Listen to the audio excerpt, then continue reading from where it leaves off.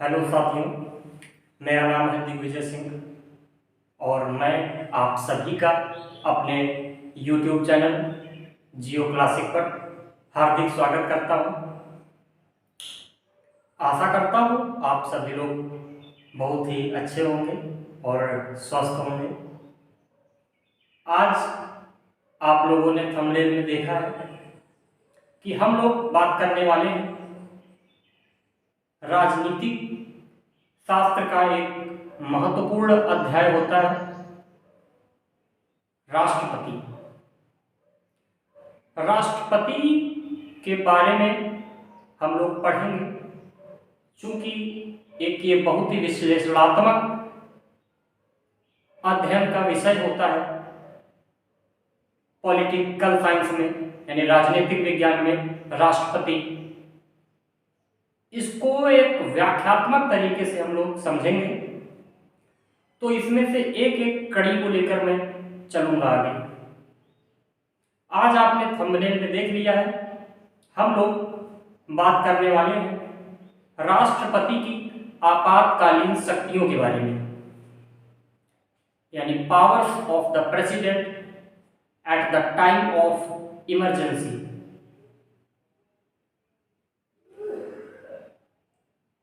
जिसमें से आज का जो टॉपिक होगा राष्ट्रीय आपातकाल यानी नेशनल इमरजेंसी पर हम लोग विधिवत चर्चा करेंगे। आप अंत तक बने रहिएगा। आपको मेरे साथ जुड़कर एक अच्छी अनुभूति होगी अगर आप मुझे अपना समय देंगे अंत तक। तो चलिए हम लोग अपना समय को सार्थक बनाने के लिए अध्ययन आरंभ करते हैं। सबसे पहले मैं आपको जानकारी दे दूं, आपातकालीन संबंधित शक्तियों के बारे में अगर राष्ट्रपति की, तो उम्मीद है आप सभी लोग यह जानते होंगे कि राष्ट्रपति को आपातकालीन शक्तियों के लिए 3 अनुच्छेद ऐसे हैं जो पावर देते हैं। हालांकि इन अनुच्छेदों के कुछ सहयोगी भी मिलेंगे अनुच्छेद, हम उन पर विशेष चर्चा करेंगे बीच में। तो राष्ट्रपति की आपातकालीन शक्तियों के बारे में अगर हम समझें तो मुख्य रूप से हमारे राष्ट्रपति को 3 प्रकार की आपातकालीन शक्तियां प्राप्त हैं। वो कौन कौन सी आपातकालीन शक्तियां हैं? तो पहली आपातकालीन जो शक्ति है, इसे हम लोग कहते हैं राष्ट्रीय आपातकाल यानी नेशनल इमरजेंसी। दूसरा क्या होता है? राष्ट्रपति शासन यानी president rule. And last one is that, जो कभी भारत पर आज तक लगा ही नहीं, लेकिन यह भी भारत के पास प्राप्त है, राष्ट्रपति के पास प्राप्त होती है, फिनेंशियल इमरजेंसी यानी वित्तीय आपातकाल। तीनों के अनुच्छेदों के बारे में अगर मैं बता दूं तो नेशनल इमरजेंसी यानी राष्ट्रीय आपातकाल के लिए अनुच्छेद 352 जिम्मेदार है। राष्ट्रपति शासन यानी प्रेसिडेंट रूल के लिए अनुच्छेद 356 जिम्मेदार है। वित्तीय आपातकाल के लिए अनुच्छेद 360 जिम्मेदार है। यह तो रहा अनुच्छेदों के बारे में, कितने प्रकार की होती हैं, 3 टाइप की होती हैं, मैंने आपको बताया। अब हम इन्हीं तीनों में से जो पहली है राष्ट्रीय आपातकाल यानी नेशनल इमरजेंसी, आज मैं आपको इसका विधिवत व्याख्यान करूंगा। आप बने रहिए हमारे साथ। तो राष्ट्रीय आपातकाल जो है, सबसे पहला सवाल यही उठता है कि सर ये किन परिस्थितियों में राष्ट्रीय आपातकाल लगाया जा सकता है। तो इसके लिए 3 कंडीशंस जिम्मेदार होती हैं। वो कौन कौन सी कंडीशंस होती हैं मैं आपको बताता हूं। सबसे पहली कंडीशन बाह्य आक्रमण, मैं लिख भी देता हूं साथ साथ। इसकी 3 परिस्थितियां जिम्मेदार होती हैं। पहले होता है बाह्य आक्रमण, इसको अंग्रेजी में कहा जाता है एक्सटर्नल एग्रेशन। एक्सटर्नल एग्रेशन, ठीक। जो दूसरा होता है, दूसरा क्या होता है? दूसरा होता है भारत किसी युद्ध में शामिल हो जाए, अर्थात मैं शब्द बदल कर लिखूंगा स्वयं आक्रमण।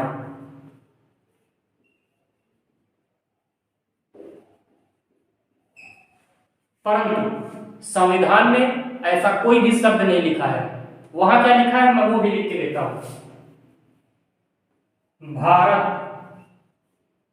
स्वयं किसी युद्ध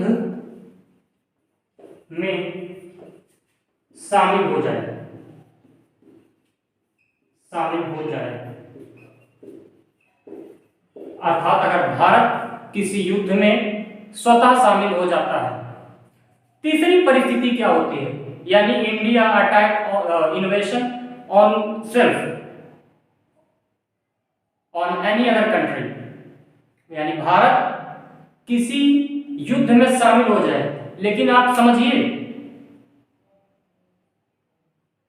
भारत के संविधान में यह कहीं नहीं लिखा है कि भारत किसी देश पर आक्रमण कर दे।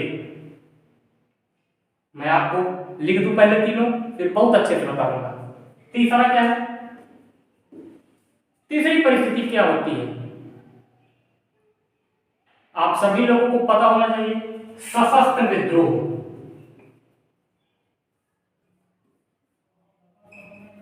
सशस्त्र विद्रोह, इसको इंग्लिश में कहते हैं आर्म्ड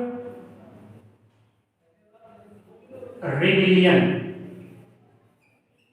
आर्म्ड रिबेलियन। आप समझिए बाह्य आक्रमण का मतलब क्या है। मान लीजिए कल का अगर जो हमारा पड़ोसी देश है चाइना हम पर अटैक कर देता है, तो ये हो गया बाह्य आक्रमण। स्वयं आक्रमण का मतलब क्या है?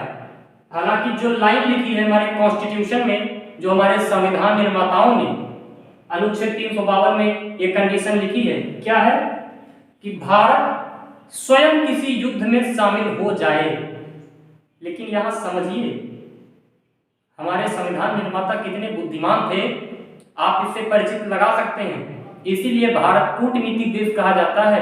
क्यों? क्योंकि भारत हमेशा अपने विवेक का इस्तेमाल करता है। भारत स्वयं किसी देश पर आक्रमण कर दे यह बात नहीं लिखी। भारत किसी जो है युद्ध में शामिल हो जाए यह बात लिखी गई है। आप सुंदरता को समझिए, प्रत्यक्ष रूप से शामिल होने की बात तो है, लेकिन लिखा नहीं है कि प्रत्यक्ष रूप से हम शामिल होने जा रहे हैं। तीसरा है सशस्त्र विद्रोह, यानी आर्म्ड रिबेलियन।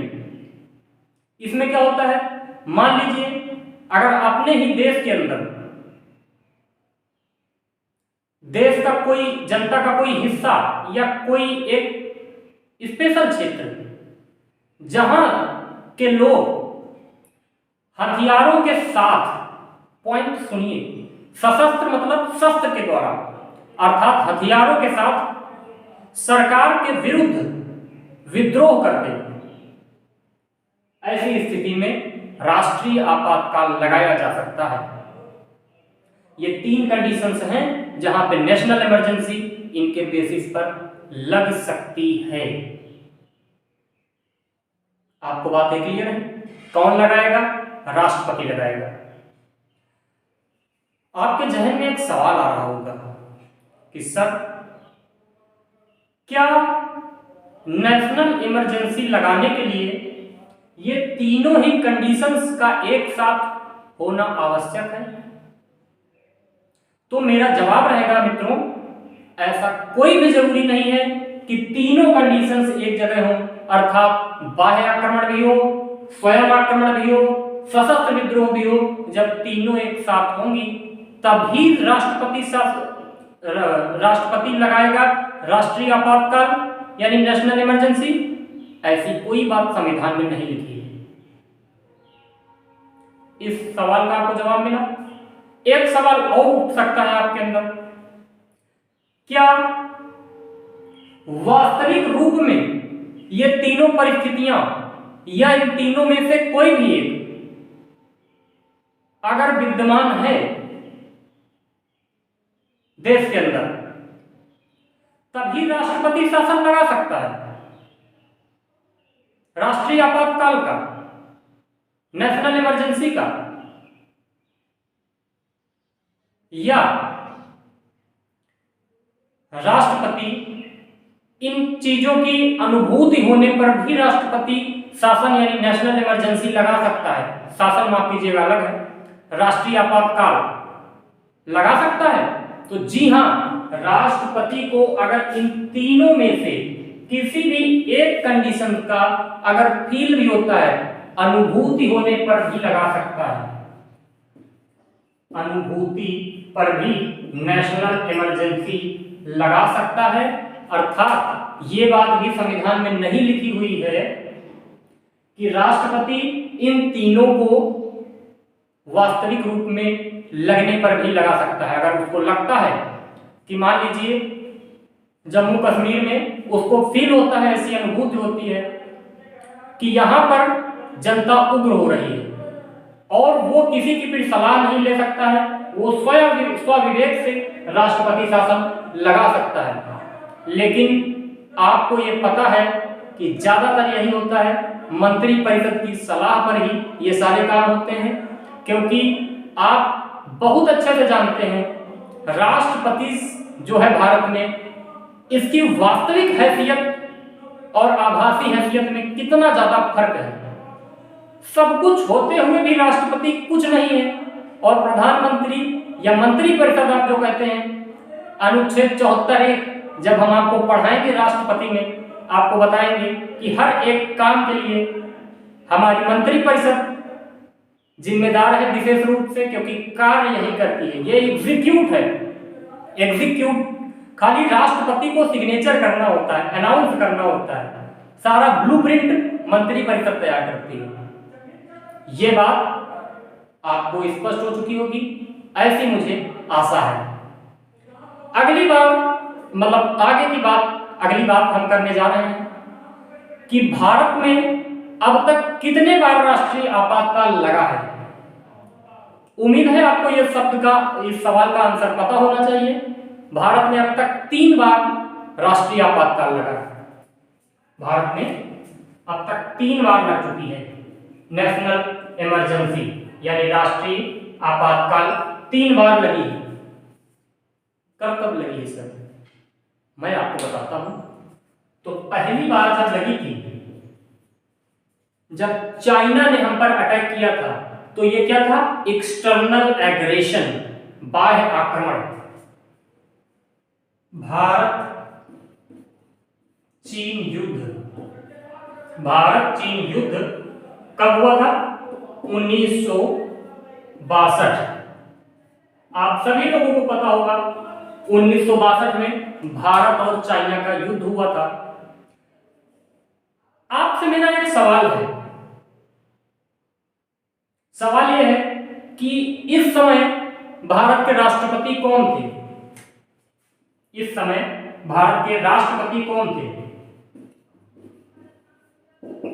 खैर मैं ही जवाब दे देता हूं, आपसे आगे सवाल पूछूंगा भी। राष्ट्रपति इस समय थे, तो ये वही राष्ट्रपति थे जब 62 में हमारे राजेंद्र प्रसाद जी नहीं थे और बन चुके थे कौन, राष्ट्रपति हमारे बने थे जिनका नाम है डॉक्टर सर्वपल्ली राधाकृष्णन जी, जो कि हमारे पहले उपराष्ट्रपति थे और 62 में राष्ट्रपति बने थे। तो कौन थे? डॉक्टर सर्वपल्ली राधाकृष्णन। इनका कार्यकाल आप सभी लोगों को पता होगा 1962 से 1967 तक चला था। किसका? सर्वपल्ली राधाकृष्णन जी का। एक और सवाल, इस समय प्रधानमंत्री जी कौन थे? यह भी आपसे सवाल पूछा जा सकता है कि इस समय प्रधानमंत्री कौन थे। तो मैं आपको बता दूं, इस समय हमारे प्रधानमंत्री लाल मोती लाल के प्यारे वतन के लाल थे, माननीय जवाहरलाल नेहरू जी थे। ठीक है, पंडित जवाहरलाल नेहरू। सभी को पता है 1947 से 1964 तक थे, 1964 तक, ये आपको पता होना चाहिए, जवाहरलाल जी थे। दूसरी बात, राष्ट्रीय आपातकाल कब लगता है? तो मैं आपको बता दूं, सेकेंड टाइम जब राष्ट्रीय आपातकाल लगता है भारत पाक युद्ध के समय 1971 ईस्वी में। भारत पाक युद्ध 1971 ईस्वी 1971 ईस्वी में लगता है भारत पाक युद्ध के समय राष्ट्रीय आपातकाल। अब की बार आपसे सवाल है कि 1971 में भारत के राष्ट्रपति कौन थे? ऐसे सवाल परीक्षाओं में पूछ लिए जाते हैं और फिर आपको अगर नहीं पता होता है तो आप कंफ्यूज होते हैं, परेशान होते हैं। मैं ही बता देता हूं, आप परेशान मत होइए। इस समय भारत के जो प्रधानमंत्री थे, प्रधानमंत्री तो आप सभी को पता होगा कौन थी? माननीय भारत की पहली महिला प्रधानमंत्री इंदिरा गांधी जी। इंदिरा गांधी जी भारत की पहली प्रधानमंत्री थी, महिला प्रधानमंत्री। इनका कार्यकाल आपको पहले ही पता होगा 1966 से 1977 के बीच का रहा है, यानी 71 आ ही गया है तो प्रधानमंत्री तो यही रहेंगे। सर राष्ट्रपति कौन थे हमारे इस समय? वो भी मैं आपको बताता हूं, आपको तनिक भी चिंता करने की आवश्यकता नहीं है। आपको पता होना चाहिए कि 69 ईस्वी में 1969 में जाकिर हुसैन साहब का देहांत हो जाता है, तो उसी समय हमारे बनते हैं वीवी गिरी जी। वीवी गिरी जी यानी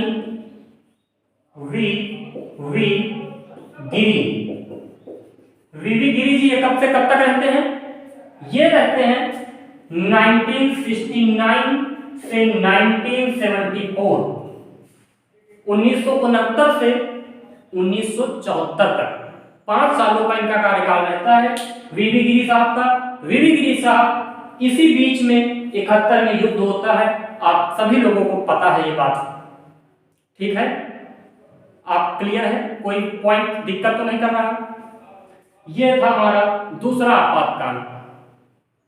ठीक, तीसरा भारत का आपातकाल कब लगा है इसके बारे में भी मुझे लगता है आपको थोड़ा जानकारी होनी चाहिए। तीसरा आपातकाल 1975 में आंतरिक असंतोष के आधार पर लगा था। ये बहुत अच्छा सवाल होगा आपका, आंतरिक असंतोष। अब मुझे लग रहा है कि आपके जहन में बहुत जल्दी सवाल उठ गया होगा, जिसको अंग्रेजी में कहते हैं इंटरनल डिस्टरबेंस। ये कब आता है? 1975 में। यानी इस समय भी भारत के राष्ट्रपति कौन थे आपको जानना बहुत जरूरी है। भारत के राष्ट्रपति कौन थे? तो इस समय भारत के राष्ट्रपति फखरुद्दीन अली अहमद जी थे। क्यों? क्योंकि 1974 में वीवी गिरी जी का कार्यकाल समाप्त हो चुका था और 1974 से 1977 तक भारत के राष्ट्रपति रहे फखरुद्दीन अली अहमद जी। आप नाम याद रखें, फखरुद्दीन फखरुद्दीन अली अहमद, फखरुद्दीन अली अहमद। और प्रधानमंत्री तो आपको पहले ही बता दिया है 66 से 77 के बीच, अर्थात 75 में भी इंदिरा गांधी ही रहेंगी, तो इसमें आपको कोई समस्या नहीं होनी चाहिए। आंतरिक असंतोष आ गया आपके लिए एक सवाल का भंडार कि सर अभी आपने बताया कि हमारे जो संविधान में लिखा है आर्टिकल 352 में 3 कारण आपने बताए हैं। एक बाह्य आक्रमण, दूसरा स्वयं आक्रमण और तीसरा सशस्त्र विद्रोह। फिर ये सर आंतरिक असंतोष क्या है? एक्चुअली जो सशस्त्र विद्रोह है ये संशोधन करके आया है 44th अमेंडमेंट 1978 के तहत मोरारजी देसाई सरकार द्वारा। अभी इसको विस्तृत बात करते हैं, परेशान मत होइए।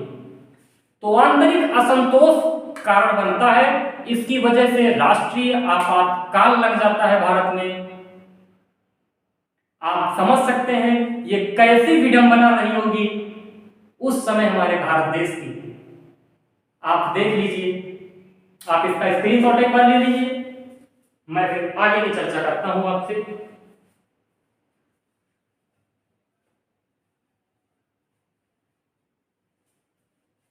ले लिया होगा स्क्रीनशॉट, मैं कर दूं उसको।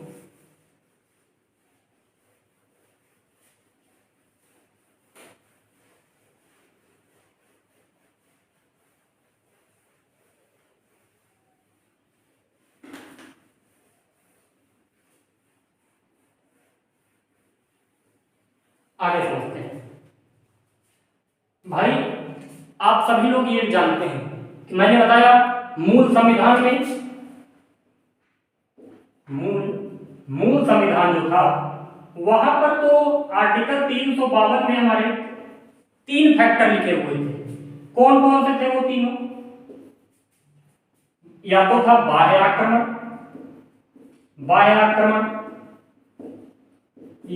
या था स्वयं आक्रमण,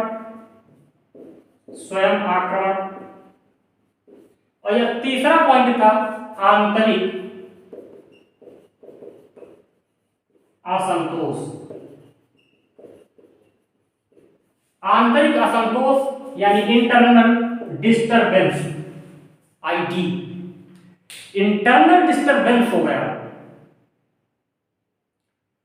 तो जब आपको बता दूं 1975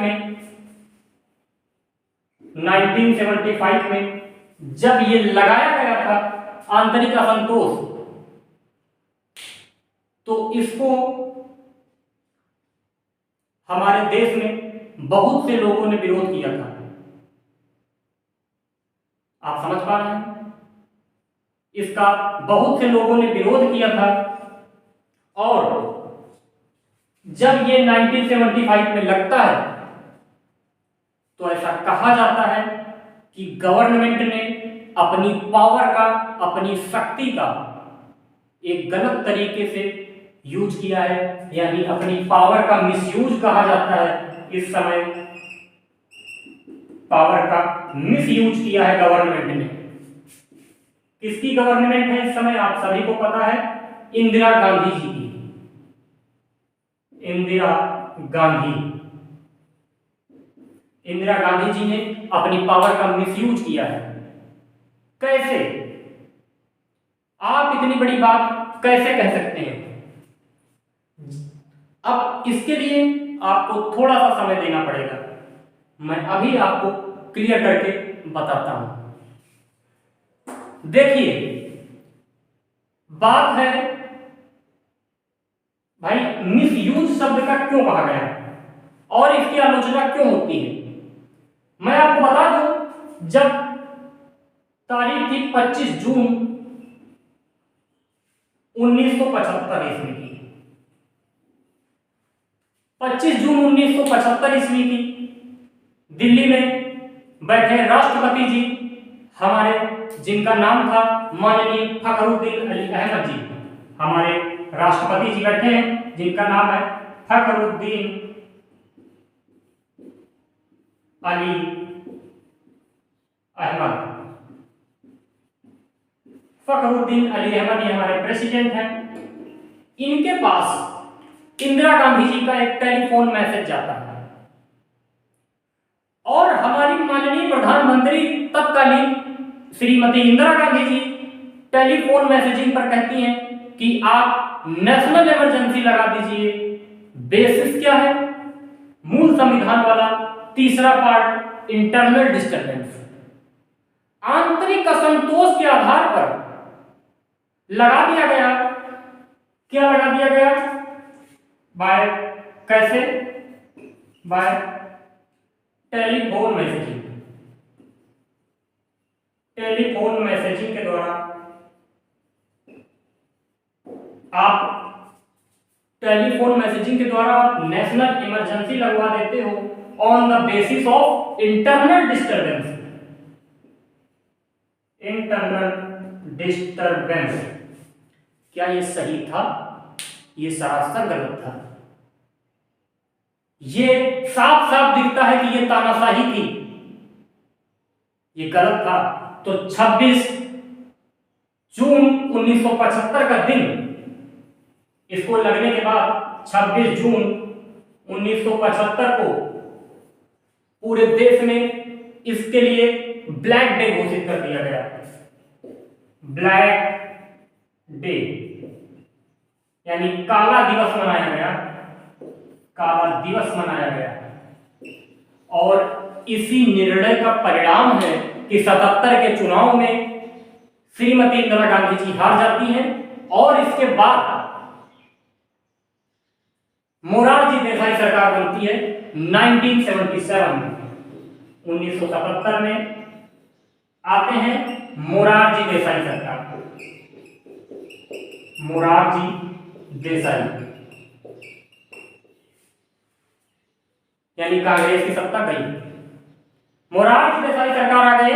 मोरारजी देसाई सरकार जब आती है, इन्होंने एक साल बाद 1978 में एक संशोधन कराया जो आप सभी लोग जानते हो बहुत ही महत्वपूर्ण संशोधन है। जब मैं आपको संवैधानिक संशोधन पढ़ाऊंगा तो एक एक करके संशोधनों पर एकदम विस्तार से चर्चा होगी, जैसे आज इस पर चर्चा हो रही है। कंटिन्यू। 1978 में एक संशोधन होता है, 44th अमेंडमेंट एक्ट 1978। 44वां संविधान संशोधन। यहां पे कॉन्स्टिट्यूशनल नहीं था, सॉरी भूल गया हूं। Constitutional 44th constitutional amendment act 1978। 44वां संविधान संशोधन 1978। इस संशोधन में जो शब्द था आंतरिक असंतोष, ध्यान से सुनिएगा। इसी के तहत ये जो आंतरिक असंतोष था भाई, इसी में 352 में संशोधन किया गया।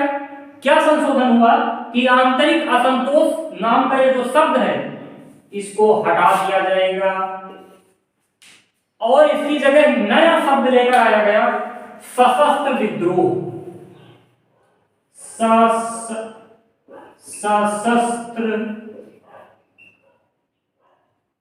सशस्त्र विद्रोह। इसको अंग्रेजी में एक शब्द होता है आर्म्ड रिबिलियन। आर्म्ड रिबिलियन कब जोड़ा गया? अब आपको क्लियर हो गई होगी ये कहानी। 1978 में ये आंतरिक असंतोष शब्द ही समाप्त कर दिया गया और ये लिख दिया गया आर्म्ड रिबिलियन। सशस्त्र विद्रोह के आधार पर देश में आपातकाल लगाया जाएगा, राष्ट्रीय आपातकाल, क्योंकि राष्ट्रीय आपातकाल लगा देना कोई छोटी सी बात नहीं है। कोई पार्टी का आयोजन नहीं कर रहे हैं, कोई आप सभा नहीं कर रहे हैं, कोई एक छोटा सा फंक्शन नहीं है। ये ऐसा है जिसमें पूरा देश उलझ जाता है। ये पूरे देश पर प्रभाव डालता है। और आप हुआ क्या था, सबसे जरूरी और भी बात, टेलीफोन मैसेजिंग पे जो हुआ, इस बात को भी गौर किया गया। कहा गया ये टेलीफोन मैसेजिंग जो है किसमें हो रहा है, इसी संशोधन में बात हो रही थी। टेलीफोन मैसेजिंग का सिस्टम हटा दिया गया। क्या कहा गया, सशस्त्र विद्रोह तभी लगेगा जब मंत्रिमंडल की लिखित सलाह दी जाएगी। आप पॉइंट को लिखिए, नोट करके लिखिए। मैं यहां लिखता हूं मंत्रिमंडल की लिखित सलाह। पॉइंट समझिएगा, सिर्फ सलाह नहीं, लिखित सलाह। इस बात को भी आप लिखिए कि मंत्रिमंडल की लिखित सलाह पर सशस्त्र विद्रोह के आधार पर बेस होना चाहिए सशस्त्र विद्रोह का। और माना कब जाएगा कि आर्म्ड रिबेलियन सशस्त्र विद्रोह है, जब मंत्रिमंडल इस बात की लिखित सलाह राष्ट्रपति को देगा, तब प्रेसिडेंट जो है लागू करेगा national emergency. Point to be noted my Lord. क्या आपको ये बात समझ में आ चुकी है? उम्मीद है आपको ये बात पूरी तरीके से समझ आई होगी। एक बार आप इसका स्क्रीनशॉट ले लेंगे तो बहुत अच्छा लगेगा। आपको क्लास कैसी लग रही है, प्लीज आप अंत तक बने रहिए, बहुत मजा आने वाला है। Screenshot take.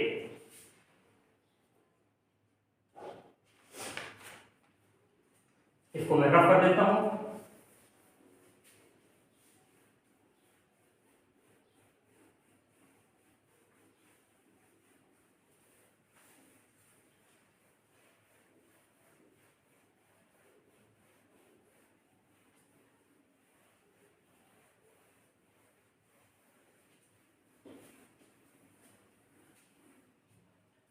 अगला सवाल, अभी आपने लास्ट में पढ़ा, क्या पढ़ा कि मंत्रिमंडल की लिखित सलाह पर सशस्त्र विद्रोह लागू होगा। एक और शब्द यहां पर छूट रहा है, उसको भी सुनिए। कह रहा है मंत्रिमंडल,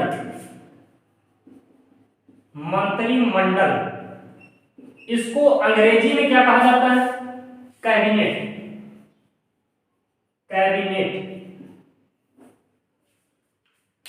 तो मैं आपकी जानकारी के लिए बता दूं, जो हमारा मूल संविधान है, मूल संविधान जो था, मतलब उसमें मंत्रिमंडल शब्द का कोई उल्लेख नहीं है।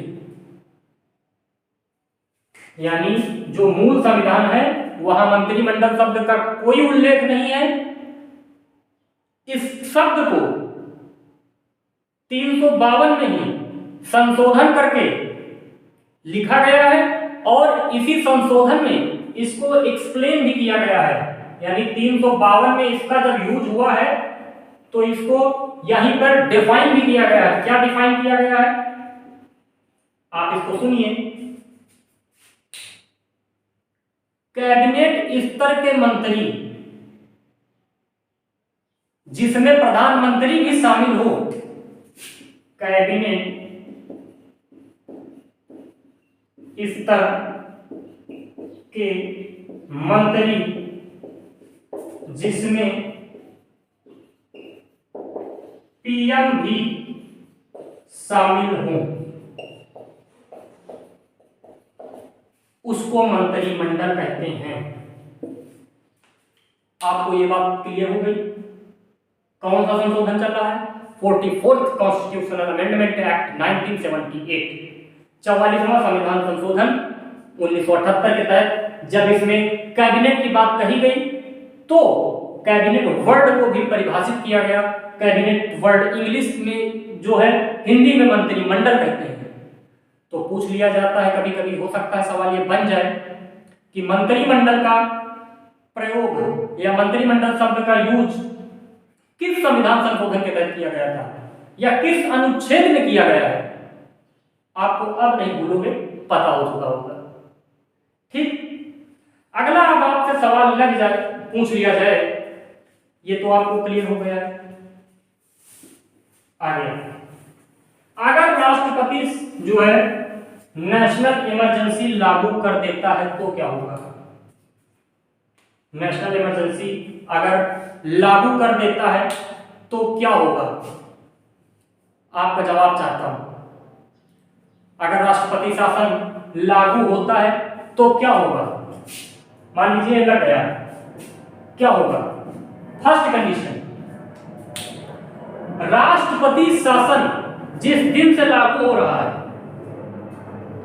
राष्ट्रपति शासन जिस दिन से लागू हो रहा है उसके अगले 1 महीने के भीतर अगर आप संसद से अनुमति नहीं लेते हैं तो राष्ट्रपति शासन स्वतः ही समाप्त हो जाएगा। यानी 1 महीने के अंदर अगर आपने अनुमति नहीं दी तो यह स्वतः ही समाप्त हो जाएगा। तो आपने सोचा कि सर अनुमति आप लेने की बात कर रहे हैं, चलिए हमने अनुमति ले ली, तो अधिकतम कितने दिन तक ये चलेगा? अगर आप अनुमति ले लेते हैं, मान लीजिए मैं आज डेट डालता हूं, आज है आपकी डेट है 30 मार्च 2022।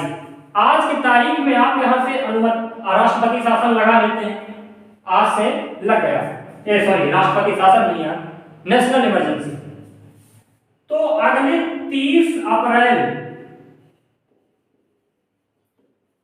2022 से पहले परमिशन लेनी पड़ेगी संसद से। जब आप परमिशन ले लोगे तब राष्ट्रपति फिर साइन आगे बढ़ा देगा और आपको जो है ये आगे बढ़ जाएगा। कब तक चलेगा ये? इसकी परमिशन लेने के बाद ये अगले आने वाले 6 महीने तक लागू रहता है। 6 मंथ तक लागू रहेगा। अगर 6 मंथ तक से ज्यादा आपको लगाना है तब क्या होता है, यानी 6 मंथ के आगे नहीं आप लागू रह सकता है, फिर 6 महीने के पहले आपको परमिशन लेनी पड़ेगी। अगर आप ले लेते हैं तब फिर आगे 6 महीने के लिए बढ़ जाएगा। सर ये प्रक्रिया कब तक चलती रहती है? जब तक आपकी इच्छा हो। ये हरी इच्छा तक चलती है, अनंत तक। यानी इसकी मैक्सिमम लिमिट क्या है अगर कोई पूछे तो भैया इनफाइनाइट है, इसकी कोई लिमिट नहीं है। नेशनल इमरजेंसी कभी तक भी लागू रह सकती है, एक कंडीशन है बस। कंडीशन, सर ये कंडीशन क्या है? आपको राष्ट्रपति से बार बार अनुमति लेनी पड़ेगी, मतलब सॉरी संसद से अनुमति बार बार लेनी पड़ेगी। परमिशन लेते रहो, परमिशन लेते रहो, क्योंकि संसद का ही अंग होता है राष्ट्रपति भी, लोकसभा, राज्यसभा, राष्ट्रपति, आप सभी जानते हैं, यही एग्जीक्यूटिव सिस्टम है। परमिशन लेते रहो, परमिशन हर 6 मंथ में लेते रहिए, कार्यकाल आगे बढ़ाते रहिए, चाहे आप 5 साल लगाओ चाहे 50 साल लगाओ, लगाते रहो राष्ट्रपति शासन, कोई फर्क नहीं पड़ता है। बस हर 6 महीने से पहले परमिशन लो। सर आप बार बार परमिशन शब्द का यूज कर रहे हो, अनुमति शब्द का प्रयोग कर रहे हैं, ये अनुमति हम कैसे लेते हैं थोड़ा हमें बताएंगे? बिल्कुल, आपका आदेश और हम बताएं, ऐसी हमारी मजाल का। अनुमति प्रक्रिया क्या है समझिए। सदन में उपस्थित, ध्यान से सुनिएगा, सदन में उपस्थित कुल सदस्य संख्या का बहुमत, सदन में उपस्थित कुल सदस्य संख्या का बहुमत तथा सदन में उपस्थित और मतदान करने वाले सदस्यों के 2/3 बहुमत, मैं लिख देता हूं, सदन में उपस्थित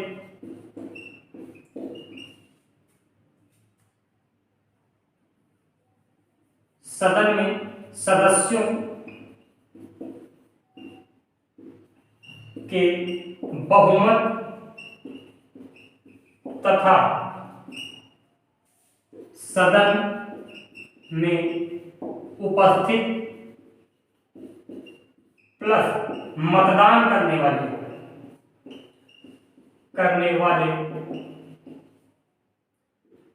2/3 सदस्यों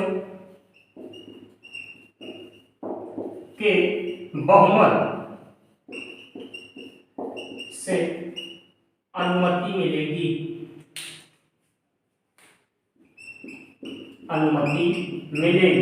यानी परमिशन मिल जाएगी। आप इस बात को ध्यान से देखें। सदन में सदस्यों के बहुमत, ये लाइन, तथा सदन में उपस्थित प्लस मतदान करने वाले 2/3 सदस्यों के बहुमत से प्रस्ताव अगर पारित हो जाता है तो संसद अनुमति दे देती है और राष्ट्रपति हस्ताक्षर कर देता है और ये आगे 6 महीने तक बढ़ जाता है। बोलिए, इतनी बात क्लियर है आपको? कोई दिक्कत नहीं हो रही होगी? आपको ये बात मेरी समझ में आ गई होगी, ऐसी मुझे आशा है। अब आगे चलते हैं कि अगर आपने बात की है अनंत काल तक के लिए, तो ऐसा भी हो सकता है क्योंकि 5 साल बाद लोकसभा का कार्यकाल समाप्त हो जाता है। इस प्रकार से, और उस समय इमरजेंसी लगी हो, मान लीजिए अभी मई में कार्यकाल समाप्त हो रहा है, अब जून जुलाई तक इलेक्शन होंगे, तब सब नई सरकार बनेगी।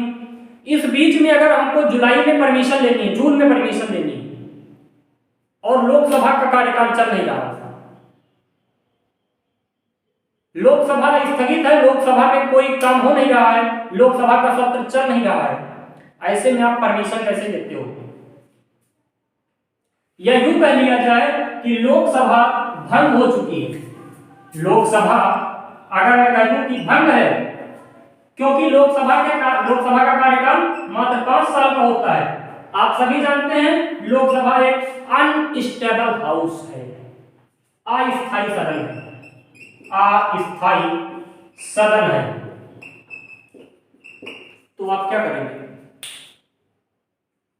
इसके लिए भी एक उपाय है। हमारी राज्यसभा जिंदाबाद है, अर्थात राज्यसभा जो है ये अभी भैया जिंदा है। अभी ये जिंदा है, why? Because it is permanent house of the parliament. ये स्थायी सदन है। आपका एक सवाल यहां से ये भी क्लियर हो गया कि लोकसभा या राज्यसभा में स्थायी कौन है और अस्थायी कौन है। तो राज्यसभा स्थायी, लोकसभा अस्थायी। राज्यसभा से आप परमिशन ले सकते हैं। यहां पे तरीका यही रहेगा, राज्यसभा में उपस्थित सदस्यों का बहुमत प्लस उपस्थित तथा मतदान करने वाले सदस्यों के 2/3 बहुमत से जब प्रस्ताव पास हो जाता है तब परमिशन मिल जाती है। लेकिन यहां पे एक सिस्टम है, राज्यसभा ने परमिशन दे दी, मान लो आज नहीं 2 साल बाद, 3 साल बाद या 2 महीने बाद लोकसभा का गठन हुआ।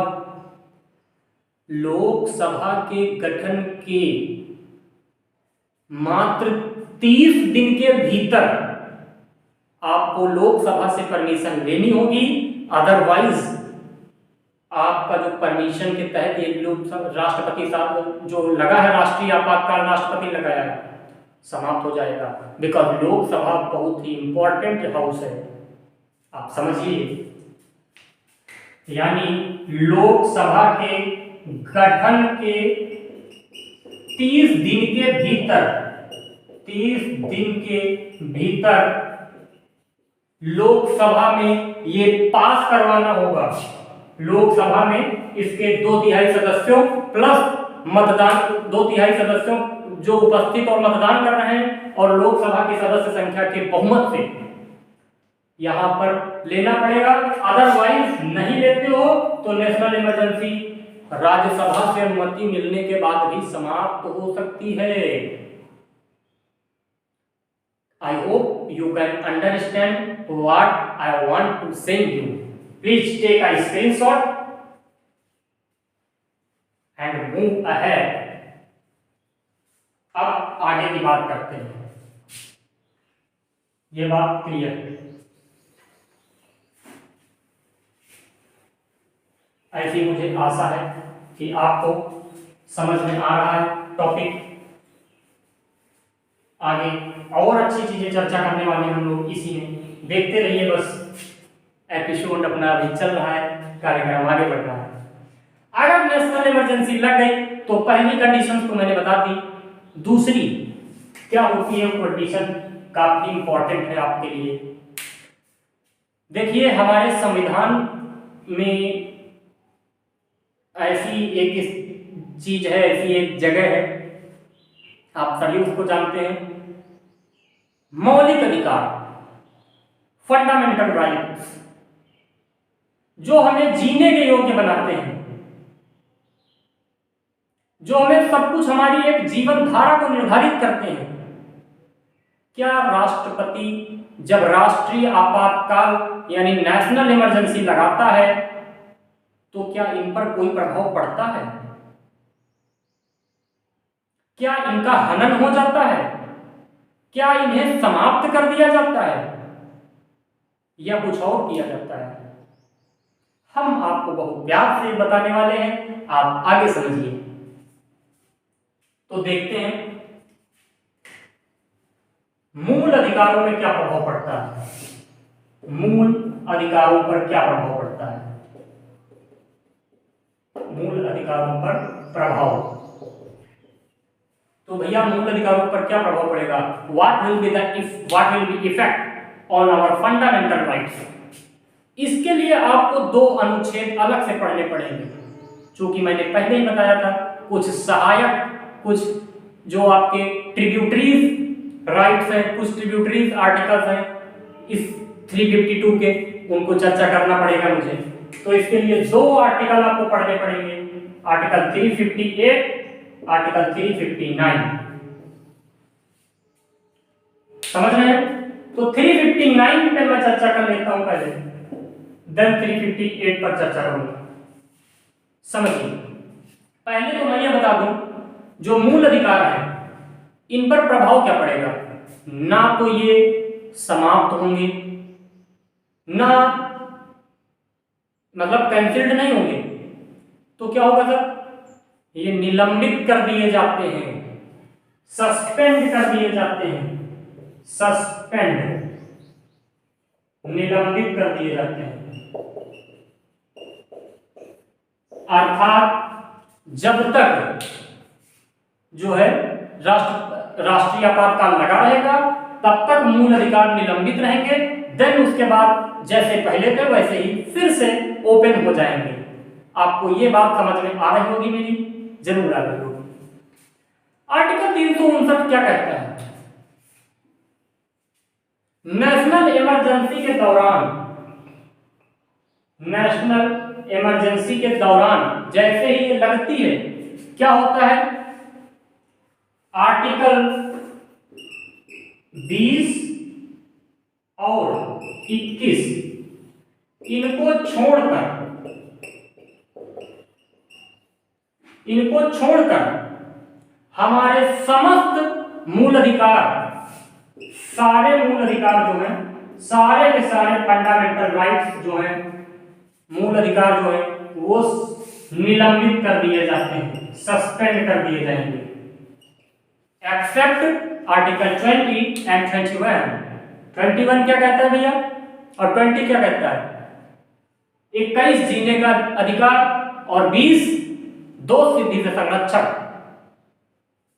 यानी प्रोटेक्शन ऑफ द, वो दोष को क्या कहते हैं? किसी के ऊपर दोष मढ़ना, आरोप लगाना, एक्वाइट, ठीक? तो किसी के ऊपर दोष मरना जो 20 है आपका जानते हैं, और 2 सिद्धि से संरक्षण देता है, 21 जीने का अधिकार आप सभी को पता है।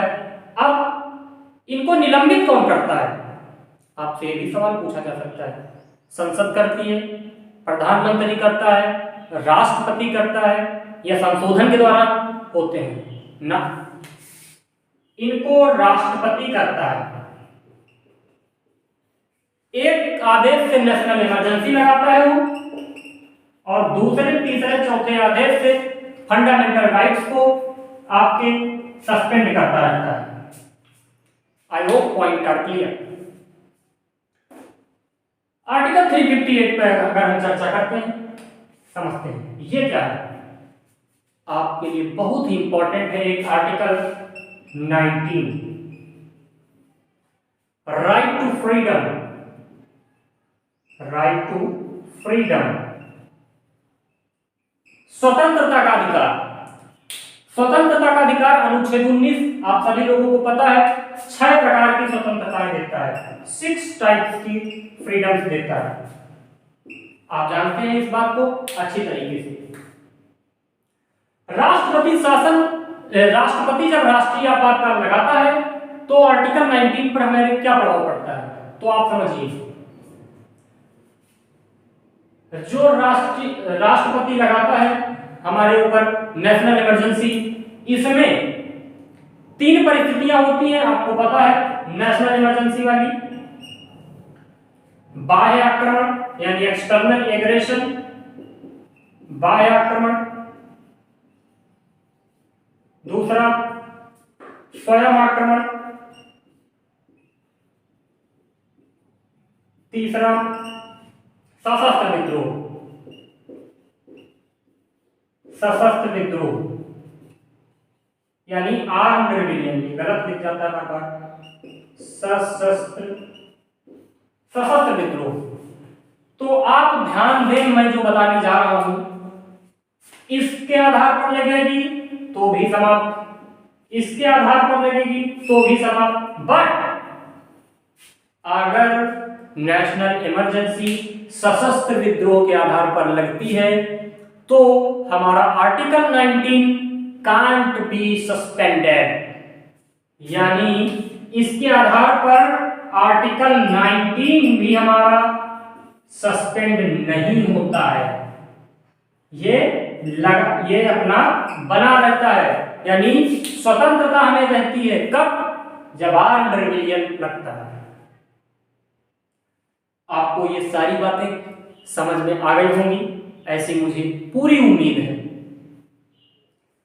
ठीक, अब आपके सामने कुछ और प्रश्नों को मैं रखता हूं, कुछ आपके जहन में सवाल हैं, मैं उनको भी चर्चा करूंगा। तो ये बात आप स्क्रीनशॉट ले लीजिए कि हमारे मूल अधिकारों पर क्या प्रभाव पड़ता है, मैंने आपको समझा दिया।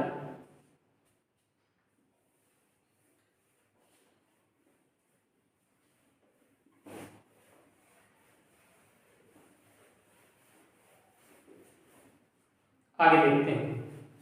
एक सवाल है आपसे, आप सोच रहे होंगे कि सर 1965 में जब भारत पाकिस्तान युद्ध हुआ था तब भारत में राष्ट्रीय आपातकाल क्यों नहीं लगाया, क्योंकि ये भी तो एक एक्सटर्नल एग्रेशन था, बाह्य आक्रमण था। आपका ये सवाल बन सकता है। क्या क्वेश्चन हो सकता है? क्वेश्चन हो सकता है कि 1965 में इंडिया पाक बैटल जब हुआ था, इंडिया वर्सेस पाकिस्तान, यहां पर नेशनल इमरजेंसी क्यों नहीं लगाई गई? तो मैं आपके सवाल का आंसर देता हूं। आपको ज्ञात होगा कि 1962 में जब इंडिया वर्सेस चाइना का वार हो रहा था, इंडिया वर्सेस चाइना, इस समय नेशनल इमरजेंसी लगाई गई थी, नेशनल इमरजेंसी। तो सर हमारे इससे क्या तात्पर्य है? Just a minute please wait. 1962 में नेशनल इमरजेंसी जो लगी वो 1968 तक लगी रही, यानी 62 से 66। और युद्ध कब होता है? 1965 में इंडिया पाकिस्तान युद्ध। और आपकी जानकारी के लिए मैं बता दूं, अगर जब एक जगह राष्ट्रपति शासन एक बार पहले से ही लगा है किसी टाइम पीरियड के दौरान, तो एक ही सिंगल टाइम पीरियड में 2 बार राष्ट्रपति शासन नहीं लग सकता है। अर्थात जब राष्ट्रपति शासन ऑलरेडी चल रहा है तो यहां लगाने की जरूरत ही क्या है। यानी आपका ये कॉन्सेप्ट क्लियर हो चुका होगा कि यहां पर ऑलरेडी लगी थी, ऑलरेडी पहले से ही लगा था राष्ट्रपति शासन मेरे भाई, तो अब लगाने की क्या जरूरत है। समझ गए। जो आदमी मर चुका है, जिसकी लाश जमीन में गाड़ दी है, अब कह रहे हो उसको दोबारा फिर से जलाओगे क्या? जब उसकी राख ही राख बची है, क्या राख को जलाने जाओगे? सीधा सा कंसेप्ट है। जब एक बार लगा है तो उसको दोबारा से फिर एग्जीक्यूट क्या करना, वो चल तो रहा है। फिर एक और सवाल आप कर सकते हैं मेरे से कि सर जब 1971 से 1977 तक, आपका अगला क्वेश्चन मैं ही पूछता हूं। क्वेश्चन 1971 से 1977 तक नेशनल इमरजेंसी भारत में लगी रही, नेशनल इमरजेंसी लगी रही ड्यू टू इंडिया पाक बैटल, ड्यू टू इंडिया बनाम पाक वॉर। फिर 1975 में क्यों राष्ट्रीय आपातकाल लगा? फिर 1975 में क्यों नेशनल इमरजेंसी लगा दी गई सर? कौन सी लगी थी? क्या आप भूल गए? यही तो थी नेशनल इमरजेंसी, इंटरनल डिस्टरबेंस वाली, इंटरनल डिस्टरबेंस, आंतरिक असंतोष, आंतरिक असंतोष, यही तो आपकी थी। ये क्यों लगाई थी? जब अभी आपने कहा कि एक समय जो एक काल में लगा हुआ है, ये क्या है? ये क्या है? जब एक ही टाइम पीरियड में अगर कोई चीज लगी है तो उसको दोबारा नहीं एग्जीक्यूट कर सकते। फिर सर 71 से 77 तक जब ये चल रहा है तो बीच में 75 में फिर क्यों लगा दिया? आपका कॉन्सेप्ट का टेढ़ा है क्या? भैया ऐसा नहीं है, मुझे समझ दें, मैं आपको एक्सप्लेन करता हूं। देखिए 75 में क्यों नहीं लगी, आप समझिए। हमारा आर्टिकल 352 जो है, 352 ये कहता है, जो मूल हमारा संविधान था, मूल संविधान, वहां पर ये बात लिखी है। क्या लिखी थी? कि 3 कारण थे, बाह्य आक्रमण, दूसरा स्वयं आक्रमण, तीसरा आंतरिक असंतोष, इंटरनल डिस्टरबेंस। वहां पर यह बात थी इंटरनल डिस्टरबेंस यानी आंतरिक असंतोष, और इसी के आधार पर 1975 में लगा दिया गया था। और जब ये 1975 में लगा दिया गया तो हमारा आर्टिकल 19 जो आप पीछे अभी पढ़े हो, जब ये लगाया गया तो आर्टिकल 19 ये क्या है? Right to freedom, right to freedom अपने आप समाप्त हो गया। ये कब की बात है? आर्टिकल 358 के अकॉर्डिंग, आर्टिकल 358 के अकॉर्डिंग राइट टू फ्रीडम यानी स्वतंत्रता का अधिकार हमारा समाप्त हो गया था। आर्टिकल 19 हमारा समाप्त हुआ था अनुच्छेद 358 के तथाकथित बात के अनुसार, जो हमारे मूल संविधान में बात पहले कही गई थी कि तीनों बातों पर राष्ट्रीय आपातकाल लगाया जा सकता है। इसी आधार पर इंदिरा गांधी जी ने लगा दिया गया था और हमारा जो स्वतंत्रता का अधिकार है, राइट टू फ्रीडम, आर्टिकल 19 ये समाप्त हो गया था।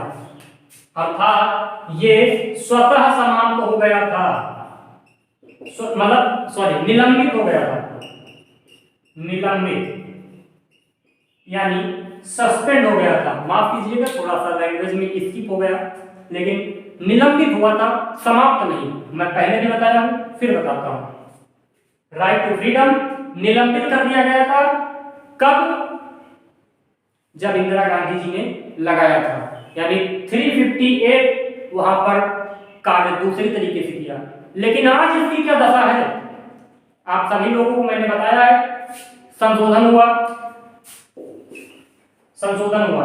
क्या संशोधन हुआ? 44th कॉन्स्टिट्यूशनल अमेंडमेंट एक्ट 1978 ईस्वी में, और इसमें बता दिया गया, क्या बता दिया गया कि internal disturbance change into armed rebellion,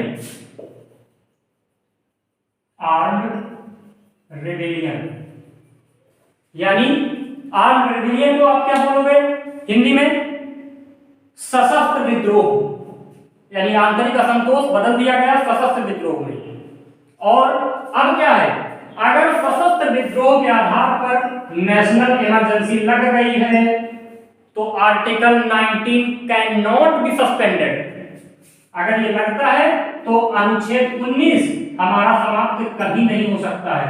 ये इसको कोई भी माइकलाल नहीं समाप्त कर सकता है, अनुच्छेद 19 को, यानी राइट टू फ्रीडम, हमारा स्वतंत्रता का अधिकार जो है वो जीवित रहेगा, जीवित रहा है और रहेगा। ये कब से हो गया है? 1978 में संशोधन के पश्चात से। आपको कोई समस्या नहीं होनी चाहिए। Please take screenshot.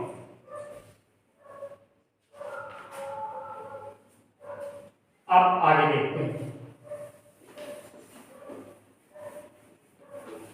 एक और सवाल आ जाता है कि अगर नेशनल इमरजेंसी लगी हुई है, नेशनल इमरजेंसी अगर लगी हुई है तो जो राज्य सूची के विषय हैं, भला इन पर कानून कौन बनाएगा? अगर नेशनल इमरजेंसी लगी हुई है, एग्जीक्यूट है, तो यहां पर जो राज्य सूची के विषय हैं, यानी subjects of the state policies, राज्य सूची के विषय, राज्य सूची के विषय, subjects of the state policies, इन पर कौन बनाएगा? जो है इन पर कानून कौन बनाएगा? इन पर कानून बनाने का अधिकार किसको है? क्यों? क्योंकि मान लीजिए सशस्त्र विद्रोह लगा है, अब सशस्त्र विद्रोह के ऊपर राज्य जो है, राज्य के ऊपर तो मान लीजिए लग गया है, क्या राज्य के ऊपर लगा दिया गया है आपका नेशनल इमरजेंसी, तो इनका कानून कौन बनाएगा? विधानसभा भंग है, विधानसभा बना नहीं सकती, बनाएगी संसद और केंद्र सरकार बनाती है। इसको बनाने का अधिकार संसद के पास है, संसद के पास है। और ये बात कौन अनुच्छेद कहता है? ये बात आर्टिकल 250 अनुच्छेद 250 कहता है कि अगर राष्ट्रीय आपातकाल के दौरान जो राज्य सूची के विषय हैं, इन पर कानून बनाने का अधिकार हमारी माननीय संसद जी के पास, सांसद नहीं बोला, संसद जी, पार्लियामेंट के पास है। ठीक है, संसद के पास है कानून बनाने का अधिकार। मुझे पूरी आशा है कि आपको यहां तक की मेरी पूरी बात समझ में आ गई है। अब हम लोग अंतिम पड़ाव पर पहुंच रहे हैं। आपने देखा क्या परिस्थितियां थी, कैसे एग्जीक्यूट होता है, कौन अनुमति देता है, कितनी बार लगा है, फिर आपने समझा कब लगा था तो बीच में क्यों नहीं लगा, बीच में लग गया पहले क्यों नहीं लगा, दो युद्ध हो रहे थे इनके बीच में कैसे लग गया, जब हो रहे थे तो बीच में क्यों नहीं लग सकता। ऐसे तमाम फैक्ट अब तक आप जान चुके हैं कक्षा में। अब आपको थोड़ा सा अंतिम विषय पर जाना है इसी के, कि राष्ट्रपति ने अगर नेशनल इमरजेंसी लगा दी है, इसको हटाने का प्रोसेस क्या है। इसको हटाने की प्रक्रिया, हटाने की प्रक्रिया, what is the process of its eradication, इसका उन्मूलन करने का तरीका क्या है? तो इसके 3 तरीके हैं। पहला, राष्ट्रपति स्वयं इस बात का अनाउंसमेंट कर सकता है, अपनी घोषणा कर सकता है कि आज की तारीख से राष्ट्रपति ने नेशनल इमरजेंसी को समाप्त कर दिया है, यानी स्वघोषणा के अनुसार, स्वघोषणा द्वारा राष्ट्रपति हटा सकता है। दूसरा, अगर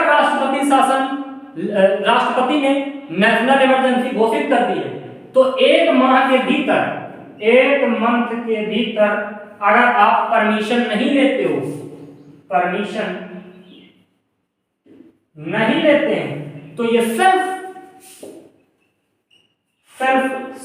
समाप्त फिनिश हो जाएगा, अपने आप खत्म हो जाएगा, इस पर कुछ नहीं करना पड़ेगा, स्वतः ही समाप्त हो जाएगा। मुझे उम्मीद है आपको ये बात मेरी समझ में आ रही है। तीसरा और सबसे दमदार पॉइंट क्या है, अगर मान लो ले भी लेते हो 6 महीने तक रहेगा, फिर नहीं लेते हो तब भी समाप्त हो जाएगा, तो वो आगे बढ़ाने से कोई मतलब नहीं। तीसरी कंडीशन क्या है, लोकसभा की पहल द्वारा। बहुत ही अच्छा पॉइंट है, इसको ध्यान से समझिएगा। लोकसभा की पहल के द्वारा अगर लोकसभा खुद प्रयास कर दे कि नेशनल इमरजेंसी समाप्त हो जाए, तो नेशनल इमरजेंसी समाप्त हो जाएगी। कैसे करती है, आइए इस तरीके को जानते हैं। लोकसभा की कुल सदस्य संख्या का 1/10, कितना, 1/10 कुल सदस्य संख्या का of total members of the house, ठीक। लोकसभा की कुल सदस्य संख्या का 1/10, जिसको कोरम भी कहते हो, अर्थात मान लीजिए 55 सदस्य हैं। क्यों 545 होते हैं, आप सभी लोगों को पता है। इसका आप डिवाइड कर दोगे तो आपको पता चल जाएगा, लगभग 55 सदस्य आ जाएंगे, ठीक। 545 है, लेकिन मैक्सिमम कितने होते हैं, 550, और 550 को जरा आप 10 से भाग दे देते हैं, कितना आ जाता है, 55, तो यानी 55 सदस्य। अगर लोकसभा का सत्र चल रहा है तो अध्यक्ष महोदय के सामने इसके 2 कंडीशन, अगर सदन में अधिवेशन चल रहा है यानी सत्र चल रहा है तो अध्यक्ष, जाहिर सी बात है अध्यक्ष मौजूद होंगे, अध्यक्ष के सामने यानी लोकसभा अध्यक्ष के सामने प्रस्ताव पेश करेंगे। किस चीज का, कब, ये 55 साइन करेंगे, अपने अपने हस्ताक्षर करेंगे और प्रस्ताव पर, और यह प्रस्ताव लोकसभा अध्यक्ष के समक्ष प्रस्तुत किया जाएगा। अगर मान लीजिए लोकसभा क्या सत्र नहीं चल रहा, लोकसभा की भंग है, तो क्या होगा, राष्ट्रपति के पास ये प्रस्तुत करेंगे। 55 सदस्यों वाला एक जो पन्ना होगा जिस पर प्रस्ताव होगा, जिस पर साइन किया होगा 55 सदस्यों ने लोकसभा के, राष्ट्रपति के पास प्रस्तुत करेंगे। राष्ट्रपति क्या करेगा, राष्ट्रपति 14 दिन के भीतर संसद की बैठक करवाएगा, संसद का सत्र बुलवाएगा। 14 दिन के भीतर, 14 दिन के भीतर लोकसभा का सत्र बुलवाता है।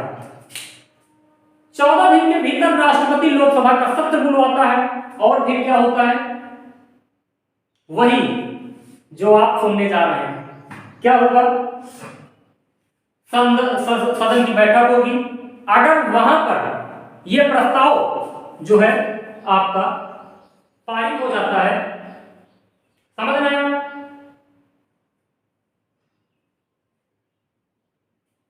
तो क्या होगा, अगर यह प्रस्ताव पारित हो गया लोकसभा में, लोकसभा की बैठक बुलवाई जाएगी, लोकसभा में अगर यह प्रस्ताव पारित हो गया तो क्या होगा,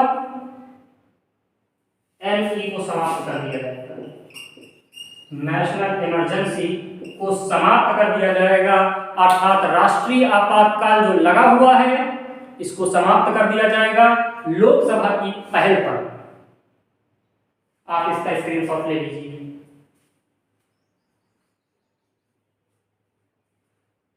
उम्मीद है आप इसका स्क्रीनशॉट ले चुके होंगे। तो आपने ये देखा कि किस प्रकार से हटाया जा सकता है, मैंने आपको समझा दिया।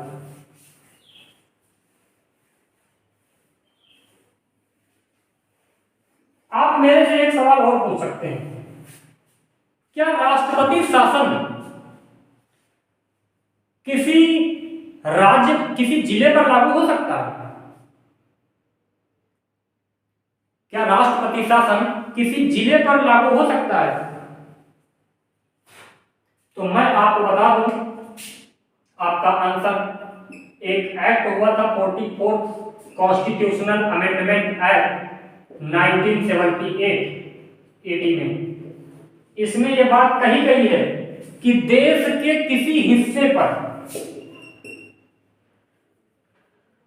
देश के किसी हिस्से पर